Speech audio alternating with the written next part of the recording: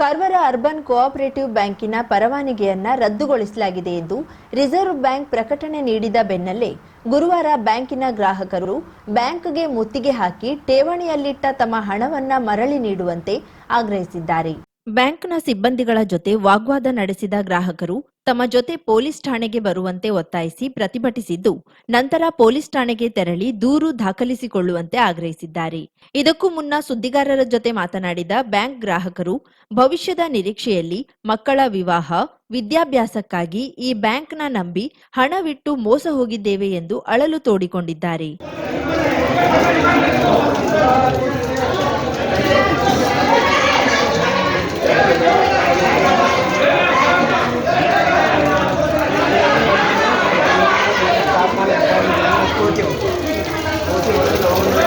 ಈ ಸಂದರ್ಭದಲ್ಲಿ ಮಾತನಾಡಿದ ಮೀನುಗಾರ ಮಹಿಳೆ ಲತಾ ಅಂಬಿಗ, ಈ ಬ್ಯಾಂಕ್ನಲ್ಲಿಟ್ಟ 65,000 ರೂಪಾಯಿ ಬರುವುದು ಬಾಕಿ ಇದೆ.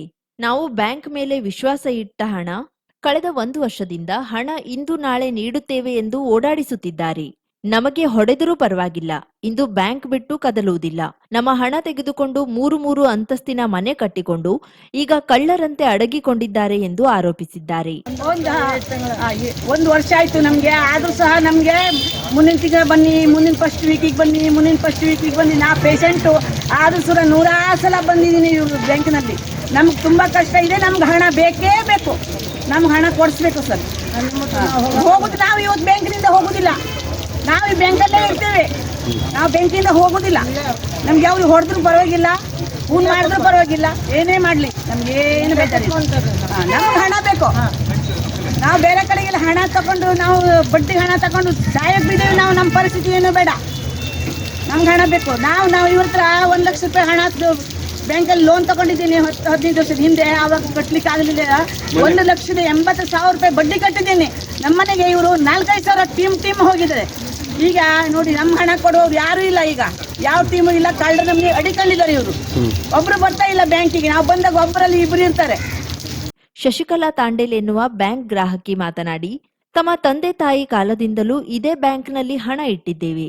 ನಮ್ಮದು 4 ಲಕ್ಷ ರೂಪಾಯಿ ಇದೆ, ತಮ್ಮನದು 1.25 ಲಕ್ಷ ರೂಪಾಯಿ ಇದೆ. 1 ರೂಪಾಯಿ ಕೂಡ ಮರಳಿ ನೀಡಲಿಲ್ಲ ಎಂದು ಅಳಲು ತೋಡಿಕೊಂಡ್ರೆ, ಸುಶೀಲಾ ಎನ್ನುವ ಮಹಿಳೆ ತಮ್ಮದು 1.25 ಲಕ್ಷ ರೂಪಾಯಿ ಹಣವಿದೆ, ಇಂದು ಬಾ ನಾಳೆ ಬಾ ಎಂದು ವರ್ಷದಿಂದ ಅಲೆದಾಡಿಸುತ್ತಿದ್ದಾರೆ. ನನ್ನ ಮಗಳ ಮದುವೆ ಕೂಡ ಕ್ಯಾನ್ಸಲ್ ಆಗಿದೆ ಎಂದು ಅಳಲು ತೋಡಿಕೊಂಡಿದ್ದಾರೆ. ಒಂದು ಹಣ ಕೊಡ್ಲಿಲ್ಲ ಸರ್, ಸ್ವಲ್ಪ ಬಂದಿಲ್ಲ, 1 ರೂಪಾಯಿ ಕೊಡ್ಲಿಲ್ಲ. ಒಟ್ಟು ಪಾಸ್ಬುಕ್ ಮಾಡಿ ಹೇಳಿದ್ರು, 8 ಪಾಸ್ಬುಕ್ ಮಾಡ್ಕೊಂಡು ಅಲ್ಲೇ ಉಂಟು. ನಾ ಇವತ್ತಂತ ಹೋಗುದೇ ಇಲ್ಲ ಮನೆಗೆ. ಅಲ್ಲ, ನಮ್ಮ ಹಣ ಬ್ಯಾಂಕ್ ಮೇಲೆ ಮಾಡ್ತಾರೆ ಸರ್ ಇವರು. ಇವ್ರ ಹಣ ನಮ್ದು ಏನ್ ಮಾಡಿದ್ರು? 15 ಅಂತಸ್ತಿನ ಮನೆ ಕಟ್ಕೊಂಡಿದ್ದಾರೆ. ನಮ್ಮ ಹಣ ತಗೊಂಡು 3 ಅಂತಸ್ತಿನ ಮನೆ ಮಾಡ್ಕೊಂಡಿದ್ದಾರೆ. ಇವ್ರ ಹಣ ತಗೊಂಡು ಇವತ್ತು ಕಳ್ಳ ನಮ್ಗೆ ಅಡಿಕೊಂಡಿದ್ದಾರೆ ಇವರು. ನಮ್ಮ ಹಣ ಎಲ್ಲೋಯ್ತು? ನಮ್ಮ ಹಣ ಎಲ್ಲೋಯ್ತ್ರಿ? 2.5 ಲಕ್ಷ ಇದೆ. ಅದು ಇವತ್ತು ಬಾ ನಾಳೆ ಬಾ, ಇವತ್ತು ಬಾ ನಾಳೆ ಬಾ. ಇವತ್ತು ಕೊಟ್ಟಿರೋ 1 ವರ್ಷದ 2 ತಿಂಗಳಾಯ್ತು ನಾವು ಓಡಾಡ್ಲಿಕ್ಕೆ ಮಾಡಿ. 1 ರೂಪಾಯಿ ಕೊಡ್ಲಿಲ್ಲ ಸರ್. ಪಾಪ ಅವ್ರ ಮದುವೆ ಕ್ಯಾನ್ಸಲ್ ಆಯ್ತು. ಮದುವೆ ಕ್ಯಾನ್ಸಲ್ ಆಯ್ತು. ಆ ಹಣ ನಾನು ಇಲ್ಲಿ ತಂದು ಇಟ್ಟದ ಹಣ ಈ ನಮ್ಮನೆ ಸತಾಯಿಸ್ಲು ಮನೆ ಸರ್. ನಾವು ಮಜಾಳೆ ಆಯ್ತು, ಮಜಾಳೆಯಿಂದ ಇಲ್ಲಿ ಬರ್ತೀವಿ. ನಾವು ಈಗಲ್ಲ, ಯಾವಾಗಂದ್ರೂ ಬ್ಯಾಂಕ್ನಲ್ಲಿ ಇಲ್ಲಿ ಇಡ್ತೇ ಇದ್ದಿದ್ವು. ಈಗ ಈ ಥರ ಮಾಡಿದ್ರು ಸರ್ ನಮ್ಗೆ. ಜೂಲಿಯಟ್ ಎನ್ನುವ ಮಹಿಳೆ ಕಳೆದ 30 ವರ್ಷಗಳ ಹಿಂದೆ ಇಟ್ಟ 20,000 ರೂಪಾಯಿ ಈಗ 1 ಲಕ್ಷ ಚಿಲ್ಲರೆ ರೂಪಾಯಿ ಆಗಿದೆ. ನಮ್ಮ ಮಕ್ಕಳಿಗೆ ಇಟ್ಟ ಹಣ ಇದು. ನನಗೆ ಅನಾರೋಗ್ಯವಿದೆ. ನಾನೇನಾದ್ರೂ ಸತ್ರೆ ಈ ಹಣ ನನ್ನ ಮಕ್ಕಳಿಗೆ, ನನ್ನ ಪತಿಗೆ ಮುಟ್ಟಿಸಬೇಕು ಎಂದು ದುಃಖ ತೋಡಿಕೊಂಡಿದ್ದಾರೆ. ತಮ್ಮದು ಇಷ್ಟು ಲಕ್ಷ ಇತ್ತು, ಅಷ್ಟು ಲಕ್ಷ ಇತ್ತು ಎಂದು ಗ್ರಾಹಕರು ಅಳಲು ತೋಡಿಕೊಂಡಿದ್ದು, ಇಂದು ಸಿಗುತ್ತೆ ನಾಳೆ ಸಿಗುತ್ತೆ ಎಂದು ಬ್ಯಾಂಕ್ನವರು ಮೋಸ ಮಾಡಿದ್ದಾರೆ ಎಂದು ಅಳಲು ತೋಡಿಕೊಂಡಿದ್ದಾರೆ. ಜಿಲೆಟ್ ಹೈಫೈ ಇಷ್ಟವಲ್ಲೆಲ್ಲ 30 ವರ್ಷದಲ್ಲಿ ಸರ್. ನಾನು ಹಣ ಇಟ್ಟಿದ್ದು 20,000 ನನಗೆ. ನಾನು ಮುಂದಿನ ಮಕ್ಕಳು, ನನಗಿಬ್ಬರು ಮಕ್ಕಳಿದ್ದಾರೆ. ಅವರ ಮಕ್ಕಳ ಭವಿಷ್ಯಕ್ಕಾಗಿ ನಾನು ಇಟ್ಟದ ಹಣ 30 ವರ್ಷದ್ದು ಈಗ 1 ಲಕ್ಷ ಚಿಲ್ಲರಾಗಿದೆ. ಆ ಹಣ ನಾನು ಮೇ ತಿಂಗಳಿಗೆ 22 ತಾರೀಕಿಗೆ ಇಲ್ಲಿ ಬಂದಿದ್ದೆ. ಅವಳು ನನಗೆ ಹೇಳಿಲ್ಲ, ಆ ಹುಡುಗಿ ನಮ್ಮ ಬ್ಯಾಂಕಿಗೆ ಏನಾಗ್ತದೆ ಹೇಳ್ಕೊಂಡು ಅವಳು ರಿನ್ಯೂ ಮಾಡಿಕೊಟ್ಲು. ಬೇರೆ ದಿವಸಕ್ಕೆ ನಾನು ಬಂದೆ ಹಣ ಹೋಗ್ಲಿಕ್ಕೆ, ಆ ಹುಡುಗಿ ಕೊಡಲಿಲ್ಲ ನನಗೆ. ನನ್ನ ಹಣ ನನ್ನ ಕೊಡಲಿಲ್ಲ. ನಾಳೆ ಬಾ, ನಾಡ್ದಿಗೆ ಬಾ, ನಾಳೆಗೆ ಬಾ, ನಾಡ್ದು ಬಾ. 1 ವರ್ಷ 2 ತಿಂಗಳಾಯ್ತು. ದಿವಸ ನಾನು ಇಲ್ಲಿ ಬರ್ತಾ ಇದ್ದೇನೆ ಸರ್. ಬರ್ತದೆ ಹಣ ಹೇಳ್ಕೊಂಡು 2 ಲಕ್ಷ ಚಿಲ್ಲರ್ ನನ್ನ ಹಣ ಉಂಟು. ನನಗೆ ಬಿ ಪಿ ಲೋ ಉಂಟು. ನಾನು ತುಂಬ ನನಗೆ ತುಂಬ ಥರದ ರೋಗ ಉಂಟು. ಆದ್ರೆ ನಾನು ಹಾಸ್ಪಿಟ್ಲಿಗೆ ಹೋಗೋದಿಲ್ಲ. ನನಗೆ ಈಗ ಹಣ ಬೇಕಂತ ಹೇಳಿ ಬೇಕೇ ಬೇಕು. ನನಗೆ ಏನೋ ಆದರೂ ಒಂದು ವೇಳೆ ನನಗೇನಾದರೂ ನನ್ನ ಹಣ ನನ್ನ ಮಕ್ಕಳಿಗೆ ನನ್ನ ಗಂಡನ ಹೆಸರು ಮೇಲೆ ಅವರು ಕೊಡಲೇಬೇಕು.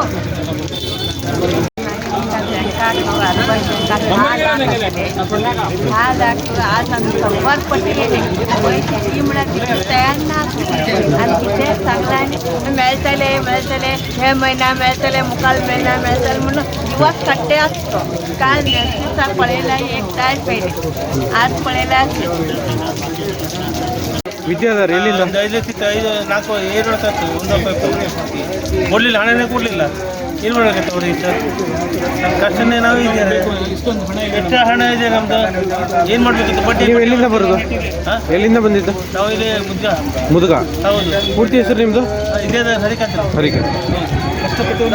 ಕಷ್ಟಪಟ್ಟು ಕಟ್ಟೆ ಇದ್ದಾರೆ ಸರ್. ಗ್ಯಾರಂಟಿಗೆ ಬಂದಿಲ್ಲ ಮತ್ತೆ ಅವರು ದುಡ್ಡು ಕೊಡಿದ್ದಾರೆ. ಹಿಂಗೆ ಮಾತಾಡ್ತಾರೆ. ಬಂದು ಟೈಮ್ ಕೊಡ್ತಾರೆ, ಲ್ಯಾಂಡ್ ಕೊಡ್ತಾರೆ, ಹಂಗೆ ಕೊಡ್ತಾರೆ, ಹಿಂಗೆ ಮಾಡ್ತಾರೆ. ದುಡ್ಡು ಕೊಡೋದಿಲ್ಲ ಮನೆ.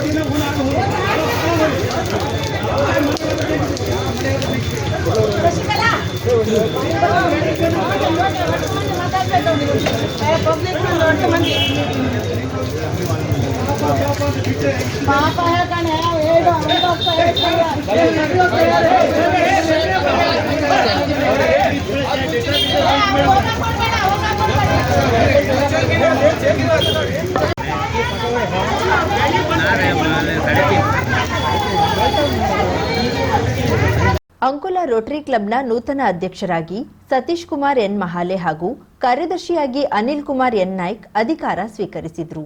ನಿಸ್ವಾರ್ಥ ಮನೋಭಾವದೊಂದಿಗೆ ಸಾಮಾಜಿಕ ಕ್ಷೇತ್ರದಲ್ಲಿ ಸೇವೆ ಸಲ್ಲಿಸಿ ಜನಾನುರಾಗಿಯಾಗಿರುವ ಭಾಗ್ಯ ರೋಟರಿ ಸಂಸ್ಥೆಯಲ್ಲಿ ಮಾತ್ರವೇ ಸಾಧ್ಯವಿದೆ ಎಂದು ಹಿರಿಯ ರೋಟರಿ ದಿನೇಶ್ ಕಾಮತ್ ಹೊನ್ನಾವರ ಅಭಿಪ್ರಾಯಪಟ್ಟರು. ಅವರು ಪಟ್ಟಣದ ನಾಡವರ ಸಮುದಾಯ ಭವನದಲ್ಲಿ ರೋಟರಿ ಕ್ಲಬ್ ಅಂಕೋಲಾ ಇವರು ಆಯೋಜಿಸಿದ್ದ ಪದಗ್ರಹಣ ಸಮಾರಂಭವನ್ನ ನೆರವೇರಿಸಿ ಮಾತನಾಡಿ, ರೋಟರಿ ಸಂಸ್ಥೆ ಶೈಕ್ಷಣಿಕ, ಆರೋಗ್ಯ ಸೇರಿದಂತೆ ವಿವಿಧ ಕ್ಷೇತ್ರದಲ್ಲಿ ವಿಧಾಯಕ ಕಾರ್ಯಕ್ರಮಗಳನ್ನು ಹಮ್ಮಿಕೊಳ್ಳುವ ಮೂಲಕ ಸಾರ್ವಜನಿಕರ ಮನ್ನಣೆಗೆ ಪಾತ್ರವಾಗಿದೆ ಎಂದರು. ಸರ್ಕಾರಿ ಪದವಿ ಪೂರ್ವ ಕಾಲೇಜಿನ ಪ್ರಾಚಾರ್ಯೆ ಡಾಕ್ಟರ್ ವಿಜಯ ಯು ಪಾಟೀಲ್ ಮಾತನಾಡಿ, ರೋಟರಿ ಕ್ಲಬ್ ಅಂಕೋಲಾ ಇದರ ನೂತನ ಅಧ್ಯಕ್ಷರಾಗಿರುವ ಸತೀಶ್ ಕುಮಾರ್ ಮಹಾಲೆ ಹಾಗೂ ಅನಿಲ್ ಕುಮಾರ್ ನಾಯ್ಕ್ ಅವರ ಅಧಿಕಾರಾವಧಿಯಲ್ಲಿ ಇನ್ನಷ್ಟು ಸೇವೆ ಸಲ್ಲಿಸುವುದರೊಂದಿಗೆ ಅಂಕೋಲೆಯ ಕೀರ್ತಿಯನ್ನ ಬೆಳಗುವಂತಾಗಲಿ ಎಂದರು. ಅಸಿಸ್ಟೆಂಟ್ ಗವರ್ನರ್ ಚೇತನ್ ಡಿ ಶೇಟ್ ಮುಖ್ಯ ಅತಿಥಿಯಾಗಿ ಮಾತನಾಡಿ, ಜಿಲ್ಲೆಯಲ್ಲಿ ರೋಟರಿ ಕ್ಲಬ್ ಅಂಕೋಲಾ ಅತ್ಯುತ್ತಮ ಕಾರ್ಯಕ್ರಮಗಳನ್ನು ಆಯೋಜಿಸುವ ಮೂಲಕ ತನ್ನದೇ ಆದ ಛಾಪು ಮೂಡಿಸಿದೆ ಎಂದರು. ಈ ಸಂದರ್ಭದಲ್ಲಿ ಮೋಹನ್ ದಾಸ್ ಎಸ್ ಪ್ರಭು, ಸೂರಜ್ ರಾಣೆ ಎಂ ಪ್ರಭು ಹಾಗೂ ನಾಗರಾಜ್ ನಾಯ್ಕ್ ಕುಮಟಾ ಅವರನ್ನ ಸನ್ಮಾನಿಸಿ ಗೌರವಿಸಿದ್ರು. ಅಂತಾರಾಷ್ಟ್ರೀಯ ಮಟ್ಟದಲ್ಲಿ ನೀಡಲಾಗುವ ಪ್ರತಿಷ್ಠಿತ ರೋಟರಿಯ ಫೌಲ್ ಹ್ಯಾರಿಸ್ ಫೆಲೋ ಪ್ರಶಸ್ತಿಗೆ GL Sanjay, Lakshmidas R Nayak, Satyananda Nayak, Sanjeev R Nayak, Vasanth K Naik, Vinod Shanbhag ಭಾಜನರಾದರು. ರೋಟರಿ ನೂತನ ಸದಸ್ಯರಾಗಿ ನೇಮಕಗೊಂಡ ನ್ಯಾಯವಾದಿ ಆಕಾಶ್ ಎಸ್ ನಾರ್ವೇಕರ್ ಮಾತನಾಡಿದ್ರು. ನಿಕಟಪೂರ್ವ ಅಧ್ಯಕ್ಷ ಲಕ್ಷ್ಮೀದಾಸ್ ಆರ್ ನಾಯಕ್ ಸ್ವಾಗತಿಸಿ ಪ್ರಾಸ್ತಾವಿಕವಾಗಿ ಮಾತನಾಡಿದ್ರು. ನ್ಯಾಯವಾದಿ ನಾಗಾನಂದ ಬಂಟ ಪ್ರಾರ್ಥಿಸಿದ್ರು. ನಿಕಟಪೂರ್ವ ಕಾರ್ಯದರ್ಶಿ ಶಶಿಭೂಷಣ್ ನಾಯಕ್ ವರದಿ ವಾಚಿಸಿದ್ರು. ಡಾಕ್ಟರ್ ಸಂಜು ನಾಯಕ್, ಮಹಂತೇಶ್ ರೇವಡಿ, ಪುಷ್ಪಲತಾ ನಾಯಕ್ ಶುಭ ಹಾರೈಸಿದ್ರು. ಡಾಕ್ಟರ್ ಗೀತಾ ಬಿ ನಾಯಕ್, ಪ್ರಭಾಕರ್ ಬಂಟ, ವಿನೋದ್ ಶಾನ್ಬಾಗ್ ಪರಿಚಯಿಸಿದ್ರು. ಖಜಾಂಚಿ ವಸಂತ್ ಕೆ ನಾಯ್ಕ್ ವಂದಿಸಿದ್ರು. Rotary GL Sanjay ನಿರೂಪಿಸಿದ್ರು.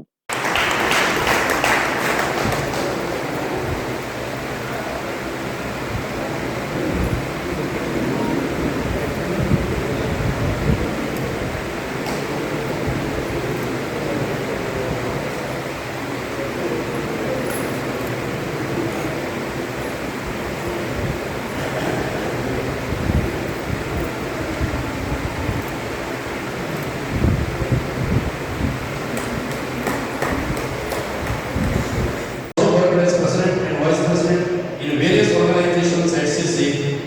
She was also a member of Rotary Eye Hospital at CC.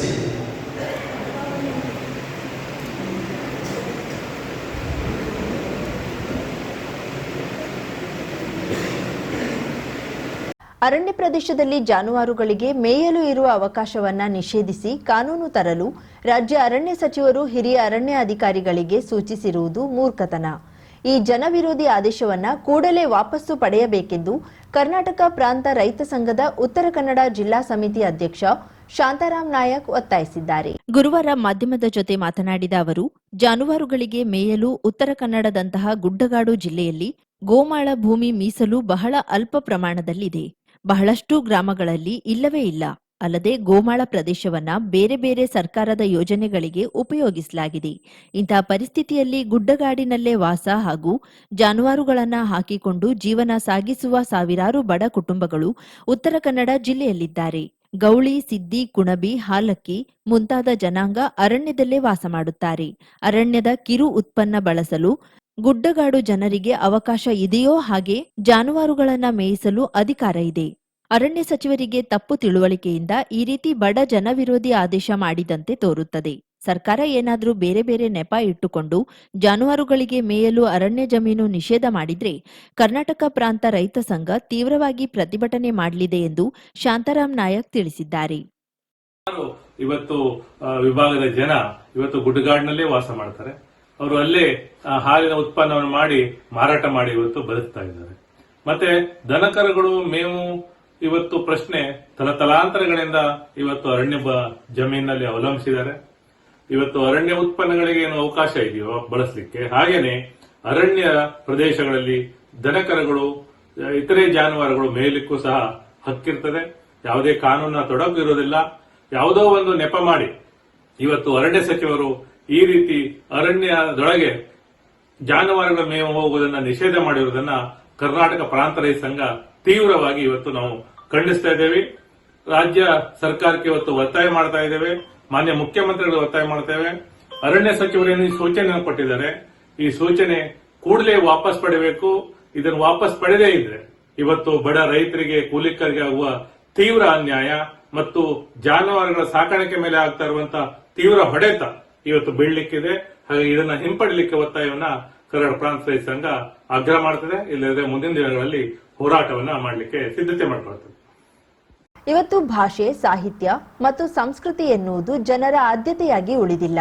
ಅನ್ಯ ಭಾಷೆಯ ಜೊತೆ ಬೆಳೆದ್ರೆ ಮಾತ್ರ ಕನ್ನಡಕ್ಕೆ ಉಳಿವು. ಹೀಗಾಗಿ ಕರ್ನಾಟಕದಲ್ಲಿ ಕನ್ನಡ ಭಾಷೆಯ ತಳಪಾಯ ಕುಸಿಯುತ್ತಿದೆ ಎಂದು ಪ್ರಾಧಿಕಾರದ ಅಧ್ಯಕ್ಷ ಪುರುಷೋತ್ತಮ್ ಬಿಳಿಮನೆ ಕಳವಳ ವ್ಯಕ್ತಪಡಿಸಿದ್ರು. ಕಾರವಾರದ ಜಿಲ್ಲಾಧಿಕಾರಿ ಕಚೇರಿ ಸಭಾಂಗಣದಲ್ಲಿ ಗುರುವಾರ ಪತ್ರಿಕಾಗೋಷ್ಠಿಯಲ್ಲಿ ಮಾತನಾಡಿ, ರಾಜ್ಯದ 6 ಕೋಟಿ ಕನ್ನಡಿಗರಲ್ಲಿ ಕನ್ನಡ ಮಾತೃಭಾಷಿಕರು 4 ಕೋಟಿ, 2 ಕೋಟಿ ಇತರೆ ಭಾಷೆ ಆಡುವವರು ಇದ್ದಾರೆ. ಅವರಿಗೆ ಕನ್ನಡ ಕಲಿಸುವ ಕೆಲಸ ಆಗಬೇಕಿದೆ. ಕನ್ನಡವನ್ನ ಎಲ್ಲಾ ಆಯಾಮಗಳಲ್ಲಿ ಪುನಃ ಕಟ್ಟಲು ಕನ್ನಡ ಅಭಿವೃದ್ಧಿ ಪ್ರಾಧಿಕಾರ ಪ್ರಯತ್ನಿಸುತ್ತಿದೆ ಎಂದರು. ಒಂದು ಆದೇಶ ಇದೆ ಸರ್ಕಾರದ. ನೀವು ಕರ್ನಾಟಕ ರಾಜ್ಯದಲ್ಲಿ ಇರುವುದರಿಂದ 40-60 ಭಾಗ ಕನ್ನಡ, 40 ಭಾಗ ಬೇರೆ ಯಾವ್ದಾದ್ರು ಭಾಷೆಯನ್ನು ಹಾಕೊಳ್ಳಿ. ತುಂಬಾ ಚೆನ್ನಾಗಿದೆ. ಬಹುಭಾಷೆಗಳಿರುವ ಭಾರತದಲ್ಲಿ ಎಲ್ಲ ಭಾಷೆಗಳು ಕೂಡ ಒಂದು ಸ್ಥಾನವನ್ನು ಪಡ್ಕೊಳ್ಬೇಕಾದ್ರೆ ಈ ತರದ ಆದೇಶಗಳು ಬಹಳ ಅಗತ್ಯ. ಆದ್ರೆ ಅದರ ಅನುಷ್ಠಾನದಲ್ಲಿ ಬೇರೆ ಬೇರೆ ಸಮಸ್ಯೆಗಳಿದೆ. ಕೆಲವು ಸಾರಿ ಅವರು ಸುಳ್ಳು ಹೇಳ್ತಾರೆ. ಒಂದು ಫ್ಲೆಕ್ಸ್ ಹಾಕ್ಬಿಟ್ಟು, ನೋಡಿ ಸರ್ ನಮ್ದು 60 ಇದೆ 40 ಇದೆ ಅಂತ ಹೇಳಿದ್ರೆ ರಿನ್ಯೂ ಮಾಡಿಬಿಡ್ತಾರೆ. 1 ವರ್ಷಕ್ಕೆ ರಿನ್ಯೂ ಮಾಡಿಬಿಡ್ತಾರೆ. ಆಮೇಲೆ ಹೋಗಿ ಫ್ಲೆಕ್ಸ್ ತೆಗಿತಾರೆ, ಪೇಪರ್ ಅಂಟಿಸಿ ತೆಗಿತಾರೆ. ಇದನ್ನ ನಾವು ಮಾನ್ಯ ಅಧಿಕಾರಿಗಳಲ್ಲಿ ಕೇಳಿದ್ದೀವಿ. ತಾವು ಹೋಗಿ ಖುದ್ದು ಪರಿಶೀಲನೆ ಮಾಡಿ ಅದನ್ನ ರಿನ್ಯೂ ಮಾಡಿ. ಕನ್ನಡದ ವಿವಿಧ ಫಾಂಟ್ ಸಾಫ್ಟ್ವೇರ್ ಸಿದ್ಧವಾಗುತ್ತಿದೆ. ಬರುವ ನವೆಂಬರ್ಗೆ ಇದು ಕನ್ನಡಿಗರಿಗೆ ಸಿಗಲಿದೆ ಎಂದರು. ಬ್ಯಾಂಕ್ನವರಿಗೆ ಕನ್ನಡ ಕಲಿಕೆ ತರಗತಿ ಆರಂಭ ಮಾಡಲಾಗಿದೆ. ಕಾರವಾರ ಕನ್ನಡ ಭವನದಲ್ಲಿ ಕನ್ನಡ ಕಲಿಕಾ ಕೇಂದ್ರ ಆರಂಭಕ್ಕೆ ಚಿಂತನೆ ನಡೆದಿದೆ ಎಂದರು. ಭಾಷೆಯಿಂದ ಸಾಮಾಜಿಕ ಸಾಮರಸ್ಯ ಮೂಡಿಸಬೇಕಿದೆ. ಕರ್ನಾಟಕದಲ್ಲಿ 230 ಭಾಷೆಗಳಿವೆ. ಭಾರತದಲ್ಲಿ 19,956 ಭಾಷೆಗಳಿವೆ ಎಂದ ಅವರು, ಅಧಿಕಾರಿಗಳು ಹೃದಯದಿಂದ ಕನ್ನಡ ಬಳಸಬೇಕಿದೆ. ತಾಲೂಕು, ಜಿಲ್ಲಾ ನ್ಯಾಯಾಲಯಗಳಲ್ಲಿ ಕನ್ನಡ ಬಳಕೆ ಆರಂಭವಾಗಿದೆ. ಹೈಕೋರ್ಟ್ನಲ್ಲಿ ಅಸಾಧ್ಯ. ಸಂವಿಧಾನದಲ್ಲಿ ಇದಕ್ಕೆ ಅವಕಾಶ ಇಲ್ಲವಾಗಿದೆ ಎಂದರು. ದೇವಾಲಯ ಹಾಗೂ ಸ್ಮಾರಕಗಳ ಬಳಿ ಕನ್ನಡದಲ್ಲಿ ಇತಿಹಾಸವನ್ನ ಚಿಕ್ಕದಾಗಿ ಹಾಕಲು ಮನವಿ ಮಾಡಲಾಗಿದೆ. ಸದಾಶಿವಗಡ ಬನವಾಸಿಯಲ್ಲಿ ಕನ್ನಡ ನಾಮಫಲಕ ಹಾಗೂ ಪರಿಚಯದ ಫಲಕ ಹಾಕಲು ಕೋರಲಾಗಿದೆ ಎಂದರು.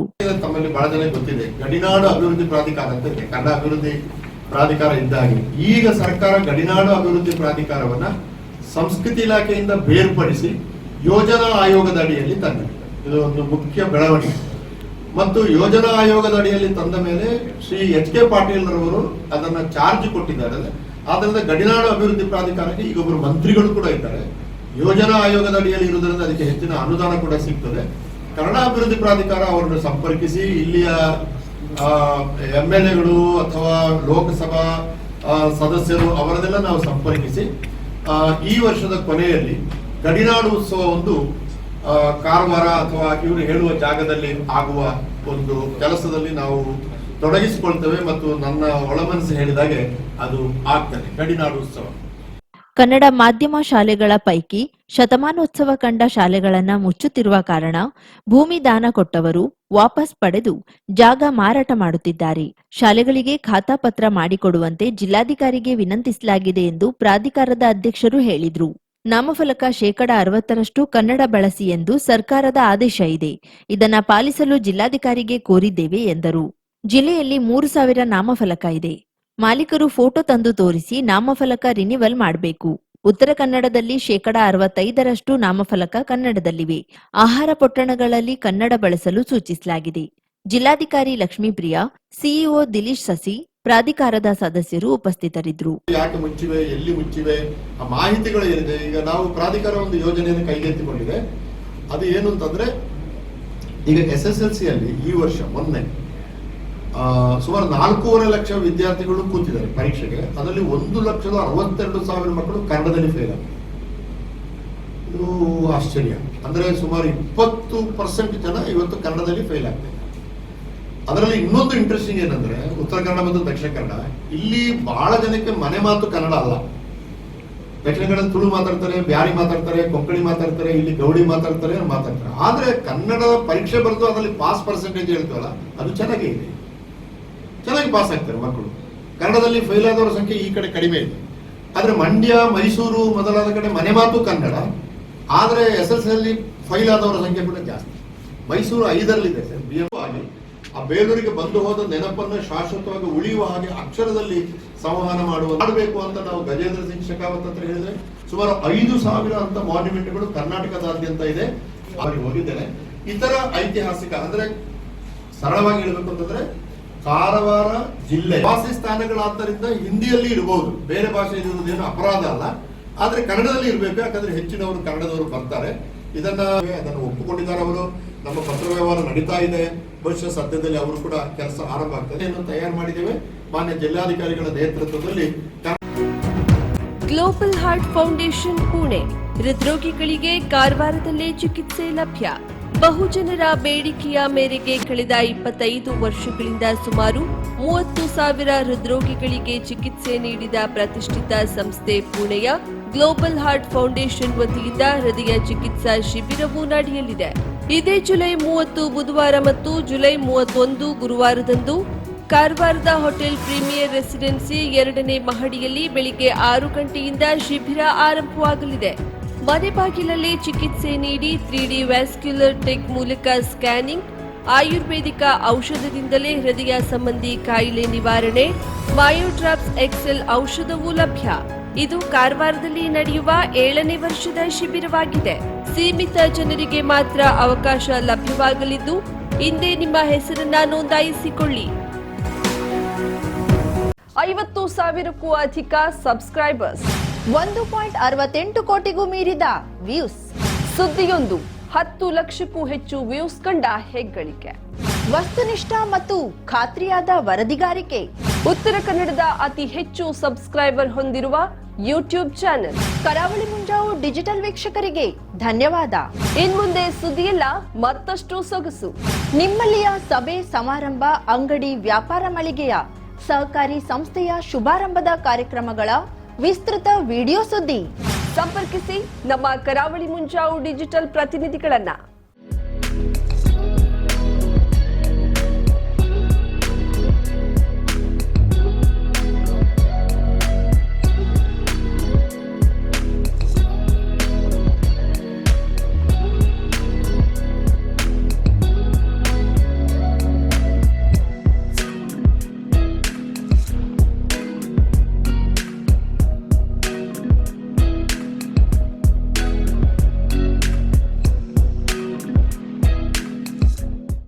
ಸಮಾರಂಭ ನಿಮ್ಮದು, ಸಂಭ್ರಮ ನಮ್ಮದು. ನೋಡ್ತಾ ಇರಿ ಕರಾವಳಿ ಮುಂಜಾವು ಡಿಜಿಟಲ್.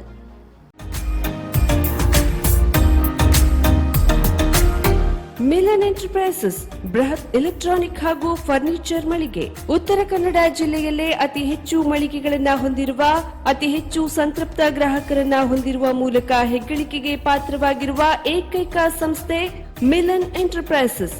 ನಮ್ಮ ಮಳಿಗೆಗಳಲ್ಲಿ ಪ್ರಸಿದ್ಧ ಕಂಪನಿಗಳ electronic refrigerator, washing machine, LED TV, ಎಸಿಗಳು ಲಭ್ಯ.